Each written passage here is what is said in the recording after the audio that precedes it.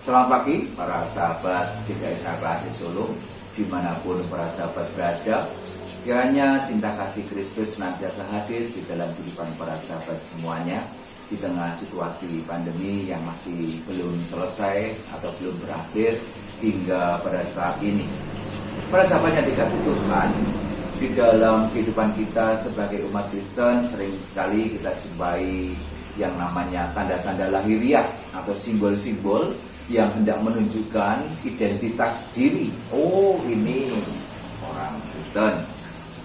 Nah, tanda-tanda lahiriah atau simbol-simbol itu menjadi hal yang baik sejauh itu menolong kehidupan spiritualitas kita, kehidupan iman kita, sehingga kehidupan iman kita menjadi lebih baik lagi, menjadi lebih berkualitas lagi. Namun ketika tanda-tanda lahiriah atau simbol-simbol itu kemudian menjadi prioritas utama dan kemudian menyingkirkan makna yang sebenarnya soal iman Kristen, maka tanda-tanda itu menjadi hal yang patut untuk dipertanyakan, simbol-simbol itu. Nah, hal ini terjadi seperti di dalam kehidupan jemaat Galatia pada masa itu ketika Rasul Paulus melihat bahwa ada sebuah pemaksaan dari orang-orang Kristen Yahudi pada masa itu, memaksa orang-orang Kristen non-Yahudi untuk mengikuti adat dan tradisi dari orang-orang Kristen Yahudi. Salah satunya adalah bicara soal sunat. Jadi orang-orang Kristen dan non-Yahudi dipaksa, diminta untuk bersunat seperti mereka. Sunat seakan-akan menjadi sesuatu hal yang paling penting di dalam kehidupan iman Kristen pada masa itu. Sunat dianggap sebagai tanda-tanda lahiriah yang lebih penting dibandingkan dengan menjalankan pengajaran-pengajaran Kristus. Melihat situasi ini, kemudian Rasul Paulus mengingatkan atau berkata di dalam suratnya kepada jemaat di Galatia di pasal yang ke-6 ayat yang ke-15, dia mengatakan, sebab bersunat atau tidak bersunat tidak ada artinya, tetapi menjadi ciptaan baru itulah yang ada artinya. Para sahabat yang dikasihi Tuhan, kekristenan itu bukan hanya sekedar berbicara soal bahasa simbol, bukan hanya sekedar berbicara soal tanda-tanda lahiriah. Kekristenan itu lebih berbicara soal kualitas hidup. Bagaimana kehidupan kita yang lama itu diubahkan menjadi hidup yang baru, menjadi ciptaan yang baru.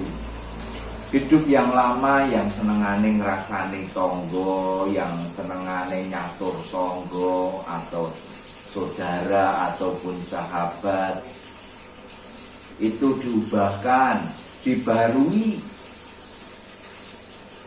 menjadi tidak lagi ngrasani, karena yang namanya hidup kita tidak tahu. Mungkin ada orang-orang di belakang kita yang ngrasani kita tidak baik, sementara kita ngrasani orang lain juga. Nah, hidup harus terus diperbarui untuk menjadi ciptaan yang baru.